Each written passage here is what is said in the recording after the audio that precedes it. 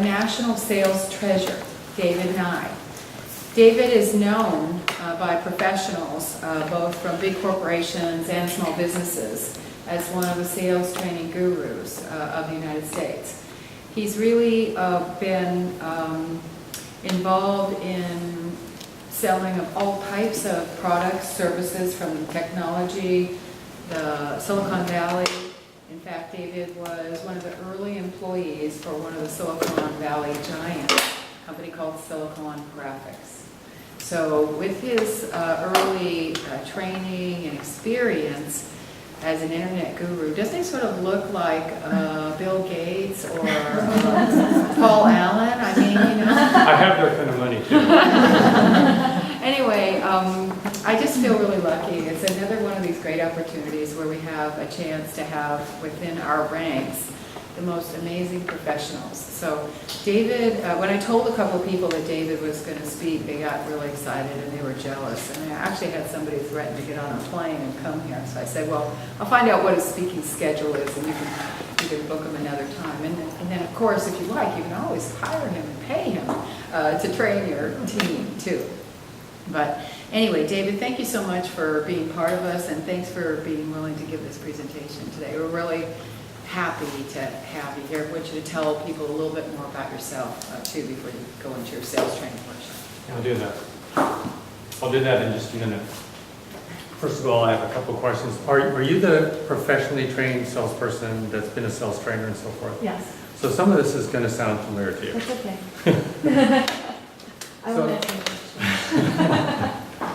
So let me ask you, when you're talking to clients and you're talking about your products or services, how many of you would rather come across as an expert or a consultant rather than a pushy salesperson? Okay. And how many of you would like, when you're selling your services, how many of you would like to be confident and enthusiastic about the selling process? Okay. So that's what this is about. This is an introduction to the sales process. And what I've discovered is just from this very minimal introduction, people do become more confident. What we're gonna cover the 5 key steps in the selling process. Number 1, and we're gonna focus on the one that really takes you from being a pushy salesperson, which is, this is a reason that a lot of people don't want to sell at all, because of this image of the pushy salesperson. It takes you from being potentially a pushy salesperson into being the expert or consultant or advisor. One of the steps is actually focused on that, and that's the one I'm going to spend most of my time on. How's that sound? Okay, good. So before I do that, I want to give you an introduction to my background, since we're going to be spending a little bit of time together here. And Patty did cover some of it. I was in high-tech sales and sales management and marketing for over 25 years in Silicon Valley. And yeah, Silicon Graphics was a totally cool company. It had the cachet that, let's say, Google has right now. It was really hot in the mid-90s. And the way I got into, let me just back up a second. So I did that for 25 years, and then more recently, the last 8 years or so, I've been focused on training and consulting and coaching people. I am a professionally trained life coach, and I've coached people for hundreds of hours on mainly about work issues. You know, how they're relating to their employees or what to say to their boss about this and that. So mainly about things that I had a lot of my own in-depth experience in. The life coaching just seemed to gravitate that way, probably because that's where my expertise was. So I've done that. I've been professionally trained in workshops. I've delivered workshops to Merrill Lynch, to UPS, to other large corporations. And I've also worked in entrepreneurial environments. I was the VP of sales for 2 very small, like less than 5 people companies that were funded by venture capitalists, and I've been in really large companies. And the other thing that I think is interesting is how I got into sales.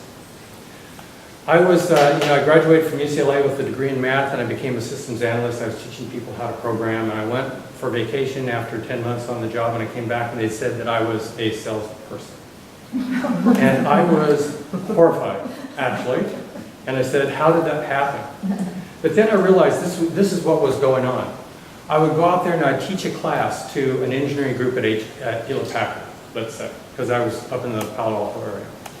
And then they'd really like the class and the usage of our computer system. They were gaining access to our computer was going up because of that.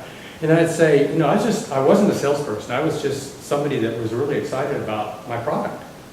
And so I'd say, you know, are there any other groups here that you think I should be, that, you know, might be get something out of learning about this stuff? They said, yeah, well, you could talk to such and such.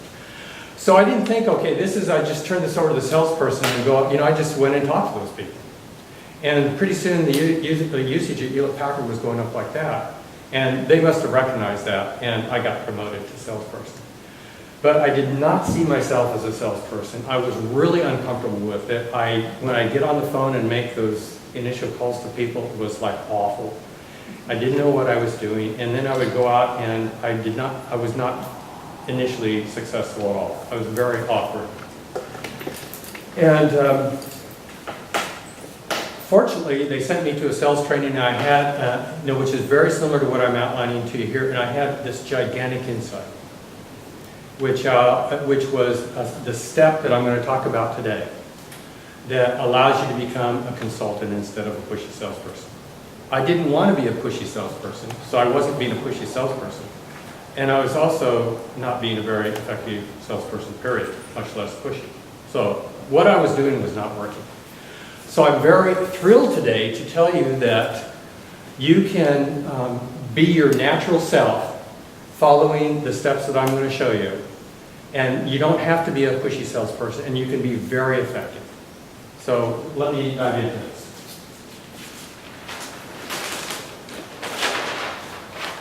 This is a 5-step process, which I call RAPID for the first letters in these names, in these steps. First one is rapport. This is rapport or connection. You know that when you first talk to somebody, you just don't jump right into it, right? There's an interchange. There's, how are you doing? And how long have you been here in Santa Barbara? And how long have you been in this job? You know, there might be some rapport things like that go on first. You're establishing connection. But what people don't realize is rapport is just not the first step. Rapport is, the purpose of rapport is that you get on the same wavelength with people. So sometimes, for example, somebody's talking really fast and you're talking really slow, it's harder for them to get rapport, so you might have to speed up your talking a little bit. Or if they're talking really slow and you're a naturally slow speaker, you may need to slow down with them, for them a bit. And then over the course of the conversation, you can up the energy gradually, and you can start talking faster, and so will they, believe it or not. Or they will slow down as you gradually slow down. But the key thing is that you're establishing a connection and you're on the same page, and you're creating this safe environment.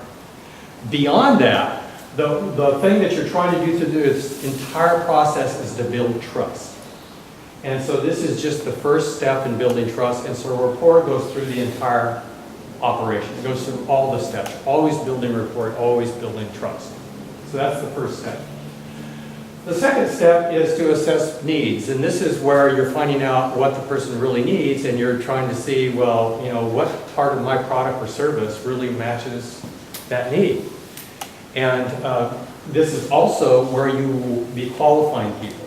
So if you have a certain price point for your product, at some point you're going to be trying to find out if they can afford it, for example. So then you don't have to do the rest of the stuff if they can't afford it. You can do something very minimal to just respect their time, but not going to waste your time going after somebody that isn't worth going after. I'm working with a company locally that's a speaker agency, and I'm working with the sales team. And one of the main problems that they have is that they do these Google ads, and they get a lot of people calling in asking for speakers. And unless they have $7,500 to spend on a speaker, they can't work with them, because you cannot get a quality speaker for less than that. And so one of the things that we did is develop a set of questions that you don't ask that question right off the top, because it's too startling to people. But where do you ask that to figure out if they even have the money for it? Okay, so anyway, this is the assessing needs area. And then this is where you present your product or service. The presentation can come in multiple ways. One way of presenting is you just talk about what you do, right? I think you've all done that. You all do that. you were doing it with the 1-minute introductions, you were doing a form of presentation. Another form of presentation is a demonstration. So if you demonstrate something, like in the computer area, sometimes we'd talk a little bit about our product and then we'd actually demonstrate something on the computer. That's part of the presentation, okay?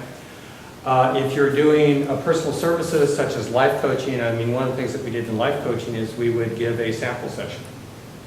So we would find out what was going on with people and for a few minutes and what they're looking for. And then we would say, well, you know, what's an issue that you would like to work on right now? And then you'd give them a 30-minute session, and hopefully you dazzle them with your fantastic coaching. And you cannot talk people into coaching. It's really, really hard, you know, unless you come extremely highly recommended. But you give them a little demonstration and they have a little bit of insight into their situation, and then they want to buy. So anyway, all that falls under presenting. Okay. The next area is inquiries, and this includes 2 classes of questioning. One is just people ask you questions, right? You're presenting something, and they start asking you questions about what you just talked about. And so you're answering those questions. And so it's about what are the most frequent questions I ask, that people ask me, and what are my answers to those. So it's actually preparing yourself to really make the most of those questions. For example, one thing that you may discover is that if somebody asks a question and you answer it and then tack on a success story that relates to that question from one of your clients, then it's not as people are drawing their own conclusions about how brilliant you are. You're not having to tell them, the story tells it for you. So that's something that you can do in answering questions. The other thing that I totally love, because people are so intimidated about it, it's one of my favorite things in working with sales teams, is what are the hardest objections that you run into? What are the things that shut things down? They bring it up and then you don't know what to do with it. So I was working with this company in Orange County, Pure Fit Nutrition, and they have a nutrition bar, kind of like a balance bar, but it's very pure. It's got no dairy, it's got no sugar, it's got no this, no that. But one of the objections that people have to it is they say, it's kind of dry. And so I asked, you know, and they're saying this is our hardest objection, what do we do about this? And I just like to brainstorm with people, and I say, well, why is it dry? And they come up with a few things, and finally it emerges that what makes most bars like that, which can have very healthy ingredients, have that kind of moisture in them, is hydrogenated oil. And so I say, well, bring that out then. You know, when you answer it, you say, well, yeah, we made a trade-off here. We felt like, you know, we have a pure bar, we're working with people who want the best quality products and that don't have any added ingredients, and so we decided against hydrogenated oils. And so when you have our bar, drink some water as you're eating the bar. It will help, but we didn't want that to sacrifice by putting hydrogenated oils. So you see, now you've turned an objection into how awesome your product is because you don't carry something that everybody else, you differentiated yourself. That was their worst objection. So I think it's really fun to take objections and then turn them into gold for yourself. And there's many, you know, each one of these areas is a workshop in its own right to really develop the answers to these things. So that's one of the things that I like to do is work on how to answer the most frequent questions and how to answer the toughest objections. That's so much fun. Okay, and then the next thing is decision. This is usually called closing the order. I always felt like it's an industry standard term, and so I use it sometimes because people can understand it, but it sounds so macho to me. You know, I'm in service to my client, and you know, if you're doing this correctly, if you're really understanding what they're needing, if you're presenting well, there's a natural next step. If you presented and they're interested in your product, there's a natural next step. And that's what you're wanting to facilitate a decision so they take the next step. the next logical step. It may be ordering your product. In the speakers bureau that I'm talking to, it's a two-step process. People call in, they get them to make a decision as to when they're going to review the recommendations that they send them to explore on the internet, the speakers. So that's not closing the sale. That's just having people come to a firm decision about when they're going to review this and when we're going to have our next call. That was the quote close, or the decisions. It's basically what is the next step. Okay, the second call is where they go over the people that they reviewed and they make the decision as to what they want to do, and that's when you're really going for getting the business. But so sometimes there are multiple steps, but again, the quote close can be as easy as, well, does this seem like the kind of thing that you'd like to do? Yeah, great. Well, let's get started. Here's what I recommend we do next. Does that sound like a pushy salesperson? No, and it can be that easy. And in my experience, I was, for example, I once inherited a territory that was really small in this company where I was moved from inside sales, basically, or inside support into outside sales. And I got the part of Northern California that wasn't producing any business, plus Portland and Seattle, which was producing almost no business. And 2 years later, I was 183% of quota. So that means I met my number plus 83%. Had the largest account in the company, Boeing, because I developed Boeing into this huge account, and was sales representative of the year. And I never, ever in my career used a hard close. It was all along the lines of what I'm explaining to you is the way that I work.